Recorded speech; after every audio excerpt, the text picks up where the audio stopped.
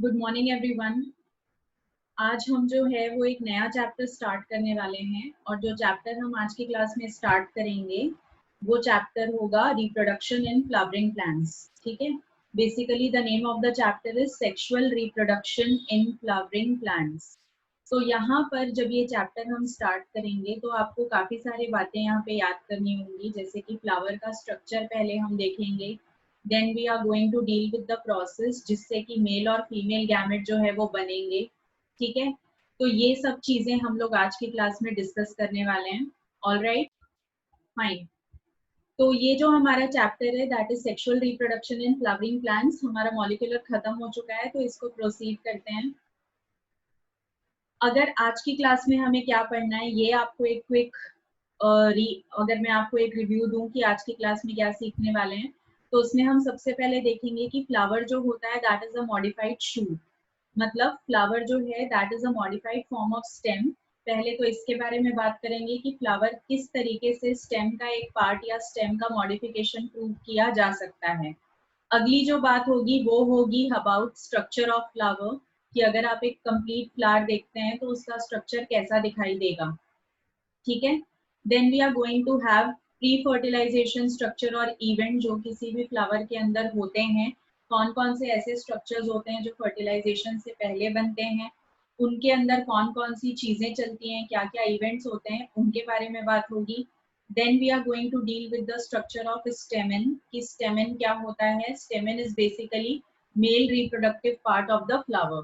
ठीक है, उसके बारे में बात करेंगे।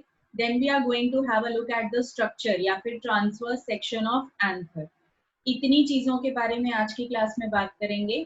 और इसके बाद जो हमारा नेक्स्ट पार्ट होगा that will B microsporogenesis and development of male gametophyte, ये कल की क्लास में डील होगा।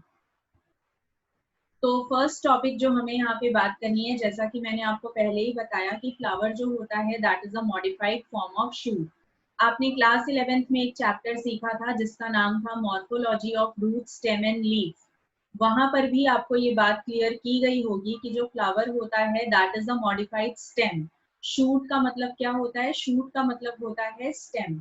तो वहां आपने ये चीज बहुत क्लियरली पढ़ी होगी कि जो फ्लावर होता है that is a modified shoot या फिर मॉडिफाइड स्टेम। अब अगर मैं आपसे पूछूं कि स्टेम का कोई एक कैरेक्टर आपको मुझे मेंशन करना है या बताना है, तो वो कौन सा कैरेक्टरिस्टिक फीचर होगा जो स्टेम का आप मुझे बता सकोगे? Come on, let me know fast. आप लोग को मुझे बताना है कि स्टेम का कौन सा ऐसा फीचर है जो आप जानते हो जो प्लांट के किसी भी पार्ट को स्टेम बनाता है। कौन सी वो चीजें होती हैं या कौन से वो फीचर्स होते हैं जिसको देख के आप बोल सकते हो कि प्लांट का ये वाला पर्टिकुलर जो पार्ट है दैट इज अ स्टेम। क्या किसी को याद है कि कौन से वो पार्ट्स होते हैं स्टेम के?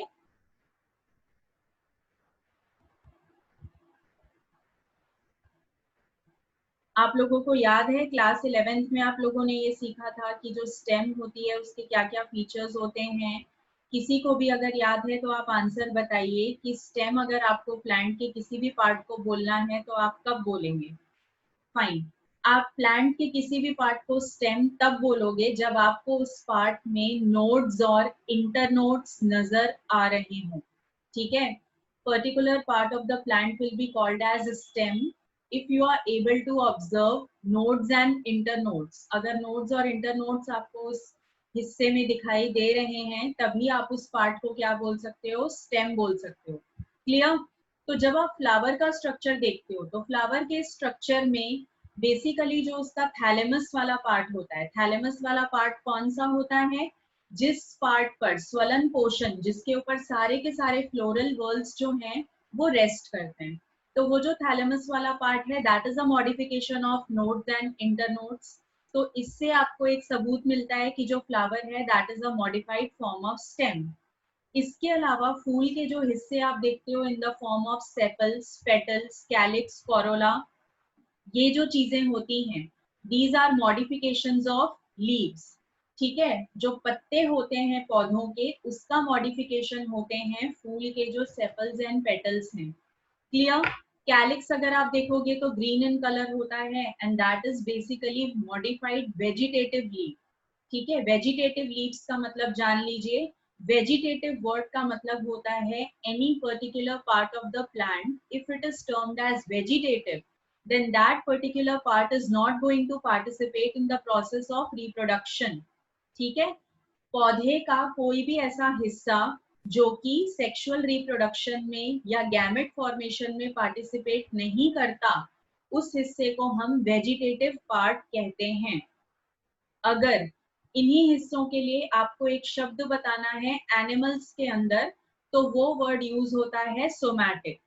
ठीक है, तो यहाँ पर वेजिटेटिव और एनिमल्स के अंदर सोमैटिक, बट दोनों ही शब्दों का जो मीनिंग होता है वो सेम होता है। और मीनिंग ये है कि जो भी ऐसे हिस्से होंगे, चाहे वो फूल के हों या एनिमल बॉडी के हों, अगर वो रिप्रोडक्शन में पार्टिसिपेट नहीं कर रहे हैं तो उनको हम वेजिटेटिव या सोमैटिक पार्ट कहते हैं। ठीक है, तो ये सारे आपके पास कुछ एविडेंसेस हैं जिसके जरिए आप ये प्रूव कर सकते हो कि जो फ्लावर होता है that is a modified stem या फिर it is a modified shoot. तो पहले आपको ये थोड़ा सा नॉलेज होना चाहिए। इसके अलावा हम यहाँ फ्लावर क्यों पढ़ रहे हैं, क्या नीड है कि हमें फूल यहाँ पर पढ़ने की जरूरत पड़ रही है, तो उसका आपका नीड ये है कि जो आपका चैप्टर है that is sexual reproduction in flowering plants. तो फ्लावरिंग प्लांट से आपका मतलब होता है किसका, एंजियोस्पर्म्स का।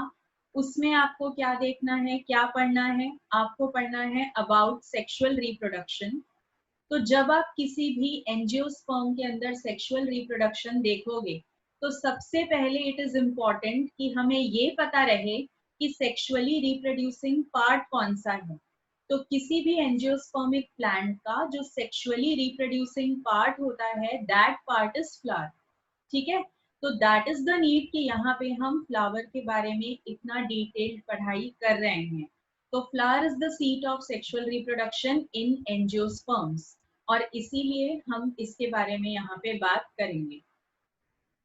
Next thing is structure of flower. अगर हमें किसी एक फूल के स्ट्रक्चर को देखना है तो उस स्ट्रक्चर में बहुत सिंपल सी चीजें होती हैं। मैं आपको डायग्रामेटिकली पहले डिस्क्राइब कर देती हूँ, फिर आपको 2 मिनट का समय मिलेगा तो आप नोट्स के थ्रू उसको पढ़ लीजिएगा या हम रिकॉल करेंगे। This is a picture of flower. तो अगर आप इस पिक्चर को ध्यान से देखोगे तो इस पिक्चर में आपको सारी ही चीजें नजर आएंगी जो जो फ्लावर के मेजर पार्ट्स होते हैं। अगर आपसे पूछा जाए कि फ्लावर के कितने मेजर पार्ट्स होते हैं तो आपका आंसर होगा देयर आर 4 मेजर पार्ट्स या 4 major whorls of a flower. ठीक है, 4 मेजर वर्ल्स होते हैं और ये 4 मेजर वर्ल्स में आपको क्या क्या दिखाई देगा वो याद रख लीजिए। इसमें सबसे पहले आपको जो दिखता है ब्राइट कलर्ड पेटल्स आपको दिखाई देते हैं, जो इस पर्टिकुलर फ्लावर में पिंक कलर के दिखाई दे रहे हैं। ठीक है, तो ये आपको ब्राइट कलर्ड पार्ट मिलेगा जिसको हम पेटल्स कहते हैं। और अगर आप इसके लिए एक बायोलॉजिकल टर्म जानना चाहते हैं तो the biological term for petals of the flower is Corolla. ठीक है, उसके लिए वर्ड यूज होता है कोरोला। सेकेंड वर्ल जो आपको दिखाई देगा वो होगा कुछ ग्रीन कलर के पत्तियों का, और वो आपको ज्यादा प्रोमिनेंट तब दिखता है जब कोई भी फ्लावर बड स्टेज में होता है। बड का मतलब होता है कली, मतलब ऐसा फूल जो अभी तक खिला नहीं है। ठीक है, तो अगर आपको कोई भी ऐसा फ्लावर दिख रहा है जो कि अभी यंग है, it is in the form of bud, तो आप देखेंगे कि वो ग्रीन कलर की पत्तियों से कवर्ड होता है। तो दोस पर्टिकुलर ग्रीन कलर्ड लीव्स जिनको अभी अभी हमने वेजिटेटिव लीव्स के नाम से भी जाना, उनको हम कहते हैं सेपल। ठीक है, उसके लिए जो टर्मिनोलॉजी यहाँ पर यूज होती है दैट इज सेपल। अगर हम सारे सेपल्स के लिए बायोलॉजिकल टर्म देखेंगे then the term used will be calyx. Clear? तो हमने अभी 2 पार्ट्स या 2 वर्ल्स सीख लिए हैं फ्लावर के, that is calyx and Corolla. Now remember कि ये जो कैलिक्स होता है और ये जो कोरोला होता है, ये दोनों किसी भी फूल के मेजर रिप्रोडक्टिव पार्ट्स नहीं होते हैं। कैलिक्स और कोरोला को मिलाकर कलेक्टिवली हम कहते हैं accessory whorls of the flower. ठीक है, calyx and corolla are collectively called as accessory whorls of the flower. तो यहाँ एसेसरी बोलने का मीनिंग क्या है? एसेसरी बोलने का मतलब ये है कि ये रिप्रोडक्शन के अंदर डायरेक्टली पार्टिसिपेट नहीं कर रहे हैं, इनका काम सिर्फ हेल्प करना या असिस्ट करना होता है। इसके अलावा कुछ हद तक पॉलिनेशन में भी इनका रोल होता है। तो ये जो आपके पार्ट्स हैं, इनके ना होने से रिप्रोडक्शन की प्रोसेस रुक नहीं जाएगी, इसीलिए हम इनको क्या कहते हैं, हम इनको कहते हैं एसेसरी वर्ल्स। ठीक है, because they do not directly participate in the process of reproduction. Rather than participating directly, they only assist or help in the process. इसीलिए इनका नाम है accessory whorls of the flower. ठीक है, इसके अलावा अगर आप थर्ड एंड फोर्थ वर्ल पे जाएंगे तो यहाँ आपको दिख रहा है कि थर्ड वाला जो वर्ल होता है that is called as stamen. और एक स्टेमेन की अगर हम बात करें तो वो दो हिस्सों का बना होता है, एक होता है एंथर और दूसरा होता है फिलामेंट।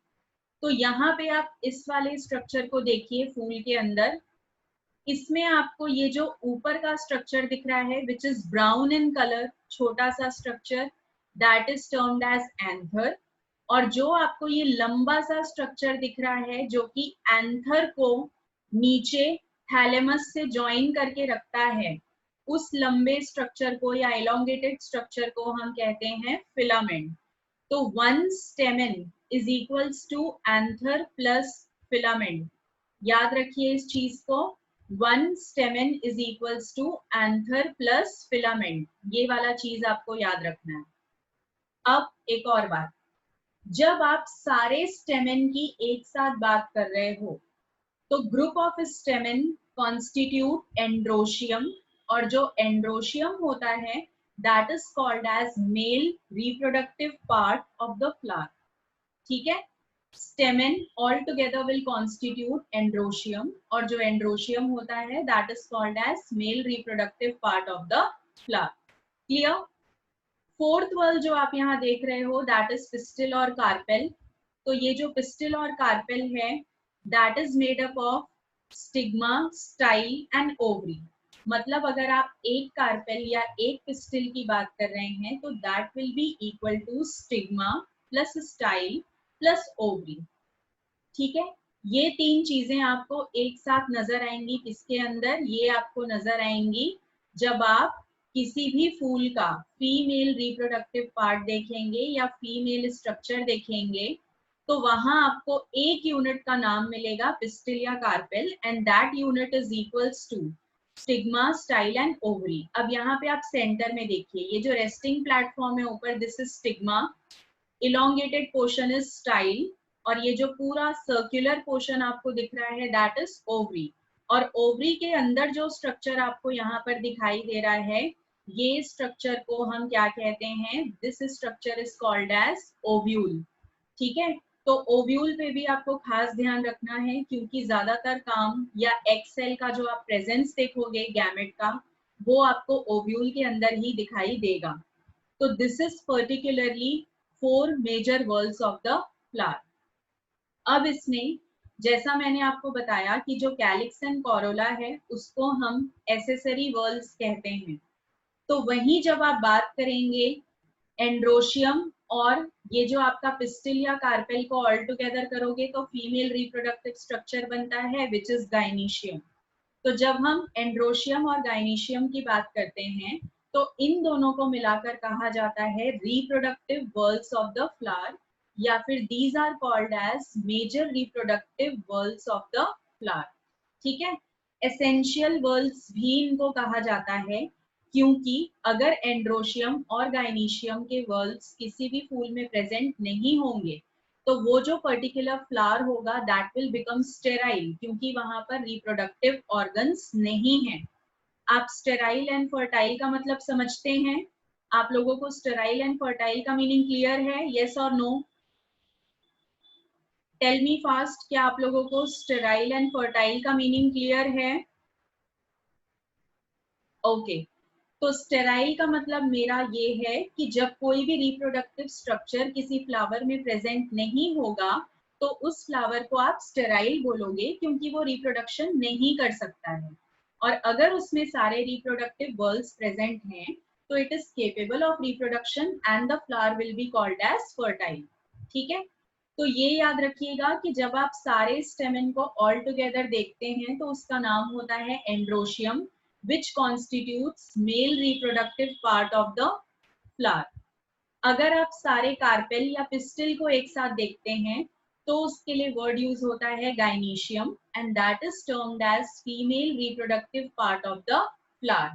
तो male and female reproductive whorls को together we call as major reproductive whorls, या फिर इनको हम कहते हैं essential whorls of the flower.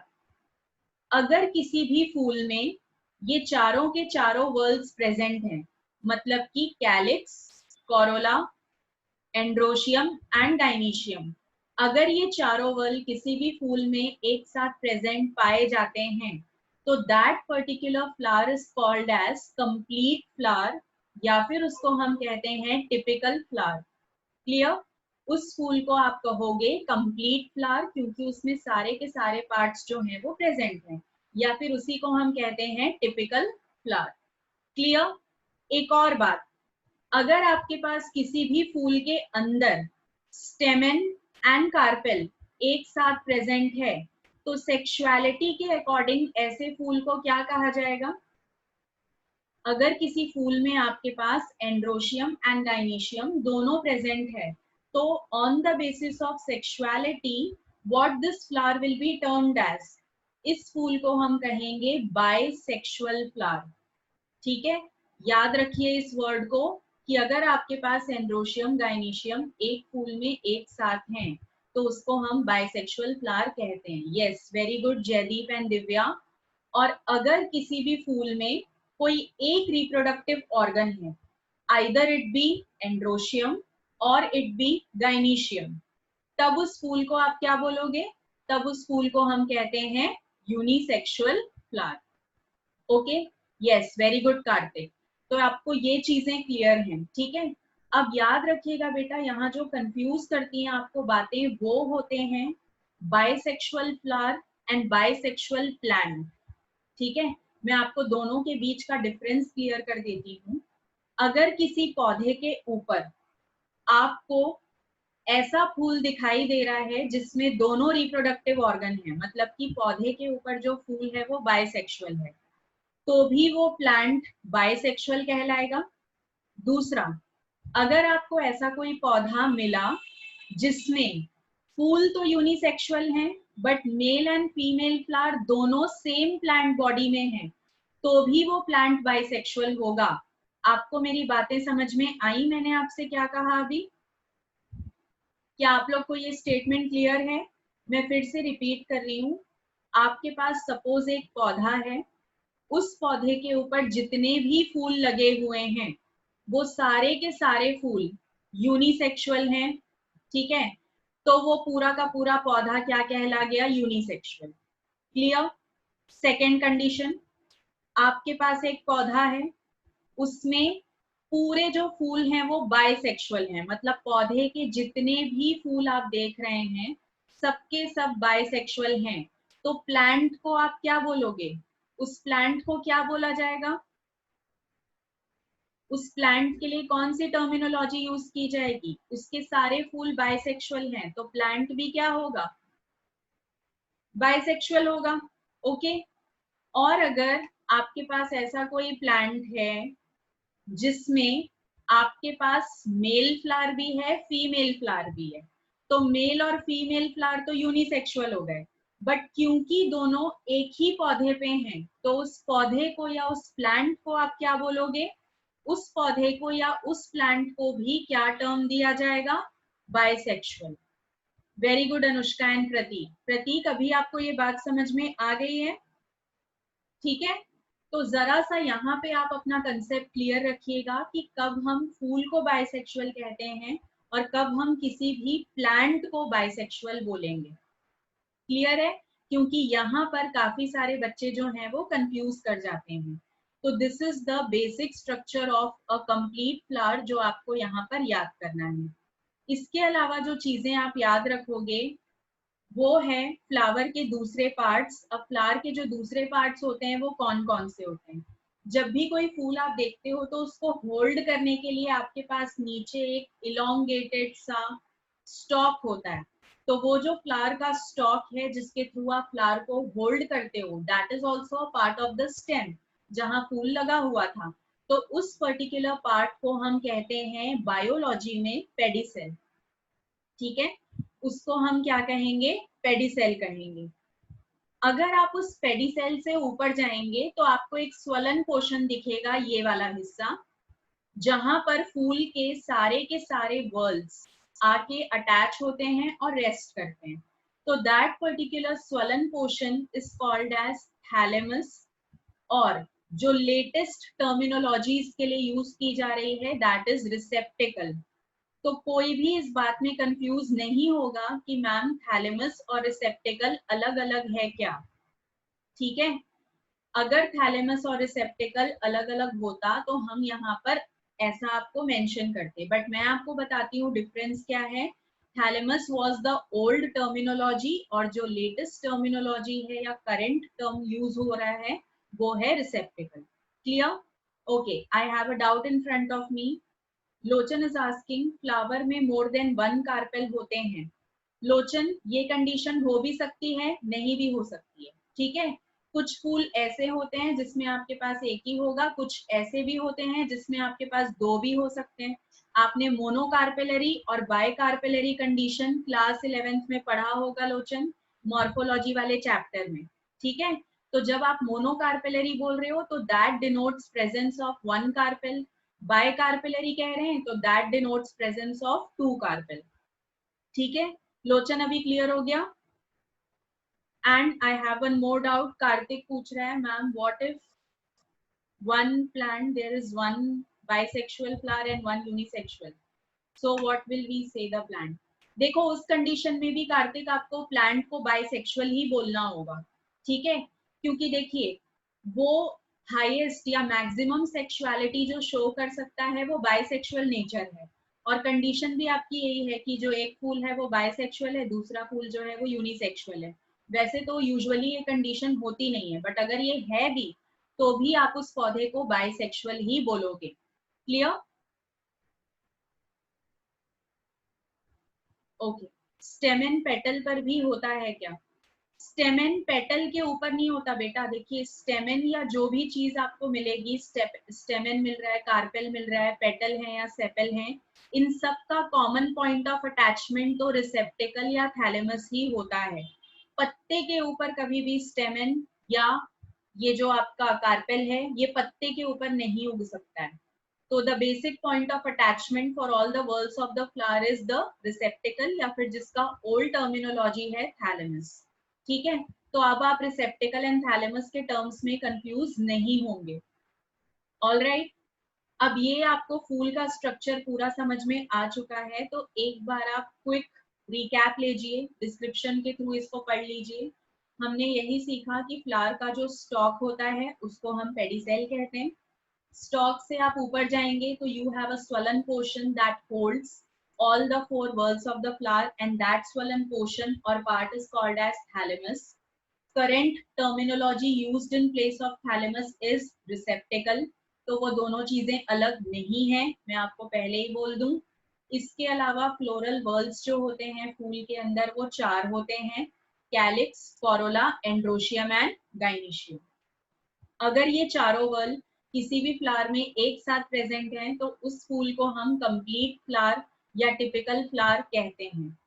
Calyx या corolla is called as accessory whorls, as I told you earlier, क्योंकि वो प्रोसेस ऑफ रिप्रोडक्शन में डायरेक्टली पार्टिसिपेट नहीं करते। Androecium, gynoecium major reproductive organs हैं, गैमेट्स बनाएंगे, रिप्रोडक्शन करने का काम ही इनका होता है, इसीलिए इनको हम इसेंशियल वर्ल्स कहते हैं या फिर major reproductive whorls of the flower भी कहते हैं। तो this is about the structure. अगर आप पिस्टिल का पूरा एक ग्रुप ले लें, अब देखिए एंड्रोशियम का जो वन सिंगल यूनिट है दैट इज स्टेमन, गाइनीशियम का जो वन सिंगल यूनिट है दैट इज पिस्टिल या कार्पेल। ओके, तो आप दो तरीके से बोल सकते हैं, group of स्टेमन will constitute androecium, या एंड्रोशियम का एक सिंगल यूनिट है स्टेमन। ग्रुप ऑफ पिस्टिल या कार्पेल विल कॉन्स्टिट्यूट गाइनोशियम, या फिर गायनीशियम का जो 1 सिंगल यूनिट है दैट विल बी पिस्टिल और कार्पेल। ठीक है, तो जो स्टेमेन है उसको हम माइक्रोस्पोरोफिल भी कहते हैं क्योंकि वहां पर मेल गैमेट या माइक्रो गैमेट बनते हैं। जो आपका पिस्टिल या कार्पेल है it is also called as megasporophyll क्योंकि वहां पर एक्सेल या मेगा गैमेट बनेगा। तो क्या अभी स्ट्रक्चर ऑफ फ्लावर तक सबको बातें क्लियर हो गई हैं? क्या अभी स्ट्रक्चर ऑफ फ्लावर तक सभी को ये बातें क्लियर हो गई हैं? Okay, Jaideep is asking ma'am epipetalous means.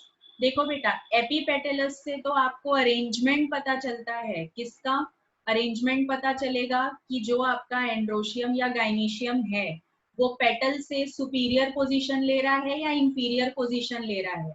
सिर्फ आपको पोजीशन पता चलता है। एपीपेटलस से कहीं भी आपको ये नहीं बताया जाता है जयदीप कि जो आपका पार्ट है वो कम्प्लीटली पेटल के ऊपर लगा हुआ है। पेटल के ऊपर नहीं लगा होता, वो उसका अटैचमेंट थैलेमस में ही होता है। बट सपोज पेटल यहाँ पर अटैच्ड है थैलेमस में, तो सॉरी, आपका जो दूसरे पार्ट्स हैं वो अगर नीचे हैं तो पेटल जो होगी वो जरा सा अपर लेवल पे आके अटैच हो जाएगी। बस इतना डिफरेंस होता है।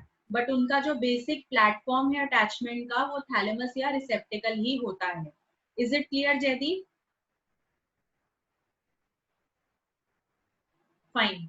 तो यहाँ तक जो भी बातें अभी हमने सीखी हैं फ्लावर के बारे में इसको आप याद रखिएगा, ये हम यूज करेंगे।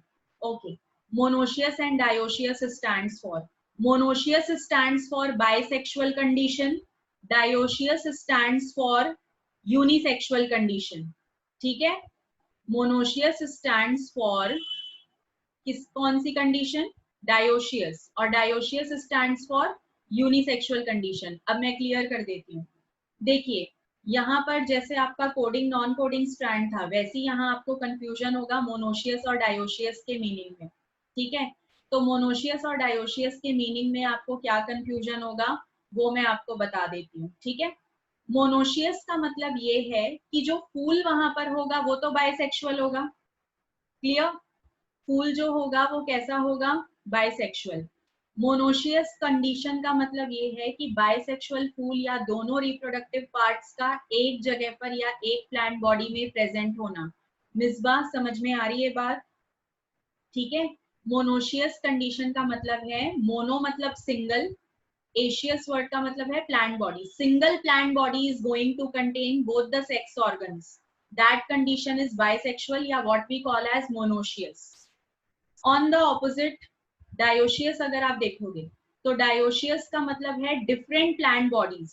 अब डिफरेंट प्लांट बॉडीज में आपके पास male and female sex organ अगर प्रेजेंट है, मतलब unisexual male plant, unisexual female plant, तब उस कंडीशन को हम कहते हैं डायोशियस कंडीशन या यूनिसेक्सुअल कंडीशन। मिसबा अभी आपको मीनिंग क्लियर हुआ मोनोशियस एंड डायोशियस का? ओके, लोचन आप थोड़ा ध्यान से देखिए बेटा, मेल स्ट्रक्चर यहाँ पर हेडिंग नहीं है, यहाँ पे पार्ट्स के लिए यूज किया गया है। मैं आपको दिखाती हूँ, ये मेल रिप्रोडक्टिव पार्ट है तो ये मेल स्ट्रक्चर है, ये फीमेल स्ट्रक्चर लिखा गया है तो ये फीमेल रिप्रोडक्टिव पार्ट है। Please pay attention on the slide. ठीक है, तो this was all about flower. Flower के बारे में हमने काफी सारी बातें कर ली हैं। नेक्स्ट चीज जो हमें यहाँ पे डील करनी है वो है प्री फर्टिलाइजेशन इवेंट्स। ठीक है, अब देखिए रिप्रोडक्शन का मीनिंग आप सबको क्लियर है। रिप्रोडक्शन की प्रोसेस एक ऐसी लाइफ प्रोसेस होती है जिसके थ्रू कोई भी ऑर्गेनिज्म अपने ही तरह के यंग वंस को प्रोड्यूस करता है। This particular process of reproduction is responsible for continuation of life on earth. ये सारी बातें रिप्रोडक्शन के बारे में आप जानते हो क्योंकि आपने फर्स्ट चैप्टर पढ़ लिया है जिसका नाम था रिप्रोडक्शन इन ऑर्गेनिजम्स। तो मैं आपके लिए वो चीज रिकॉल नहीं कर रही हूँ कि रिप्रोडक्शन क्या होता है, आपको पता है। ठीक है, अब उसी सेम चैप्टर में जो आपका फर्स्ट चैप्टर था वहां आपने इवेंट्स ऑफ रिप्रोडक्शन के बारे में पढ़ा होगा। पढ़ा था या नहीं पढ़ा था इवेंट्स ऑफ रिप्रोडक्शन के बारे में? Events which will be involve during the process of reproduction आप लोगों ने पढ़ा था। उन सारे इवेंट्स को हमने 3 हिस्सों में बांट दिया था। पहला हिस्सा जो था that was pre fertilization events. Pre word का मतलब होता है पहले, फर्टिलाइजेशन से पहले क्या क्या होता है, all those steps will be counted under the heading of pre fertilisation structure and event. Second आपका जो स्टेप होता है वो होता है फर्टिलाइजेशन का, जिसमें मेल एंड फीमेल गैमेट जो होते हैं वो फ्यूज कर जाते हैं, ठीक है। और लास्ट आपका जो स्टेप होता है that is post fertilisation events. Post fertilisation का मतलब है फर्टिलाइजेशन के बाद क्या क्या होगा, कौन से स्ट्रक्चर बनेंगे, कौन से स्ट्रक्चर विदर हो जाएंगे, कौन सा स्ट्रक्चर किस दूसरे स्ट्रक्चर में मॉडिफाई हो जाएगा, ये सब बातें पोस्ट फर्टिलाइजेशन मतलब उसके बाद। तो अब लॉजिकल सी बात है कि अगर कोई आपसे पूछे कि प्लांट्स के अंदर प्री फर्टिलाइजेशन इवेंट्स क्या होंगी, तो आप प्लांट्स के अंदर देखिए या एनिमल्स के अंदर देखिए, आपका आंसर सेम होगा। आपसे पूछा जा रहा है कि प्री फर्टिलाइजेशन स्ट्रक्चर और इवेंट क्या होते हैं, तो आप बताओगे कि प्री फर्टिलाइजेशन स्ट्रक्चर जो होते हैं दीज आर गैमेट्स। वो कौन से होंगे, गैमेट्स होंगे।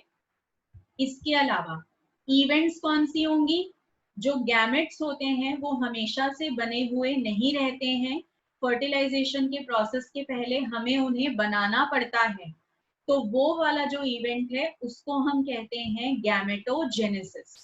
क्लियर।